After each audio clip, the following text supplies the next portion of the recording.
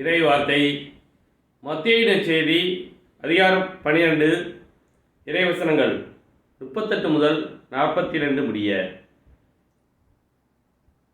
இயேசுவிடம் மறைநூல் அறிஞர் சிலரும் பரிசேயர் சிலரும், போதகரே, நீர் அடையாளம் ஒன்று காட்ட வேண்டும் என விரும்புகிறோம் என்றனர். அதற்கு அவர் கூறியது, இந்த தீய விபச்சார தலைமுறையினர் அடையாளம் கேட்கின்றனர். இவர்களுக்கு இறைவாக்கினரான யோனாவின் அடையாளத்தை தவிர வேறு அடையாளம் எதுவும் கொடுக்கப்பட மாட்டாது. யோனா 3 பகலும் 3 இரவும் ஒரு பெரிய மீனின் வயிற்றில் இருந்தார்.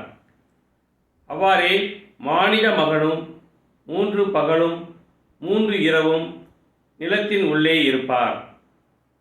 தீர்ப்பு நாளில் நினிவே மக்கள் இத்தலைமுறையினரோடு எழுந்து இவர்களை கண்டனம் செய்வார்கள்.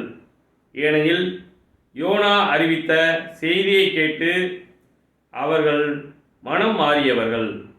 ஆனால் இங்கிருப்பவர் யோனாவை விட பெரியவர் அல்லவா? தீர்ப்பு நாளில் தென்னாட்டு அரசி இத்தலைமுறையினரோடு எழுந்து இவர்களை கண்டனம் செய்வார்.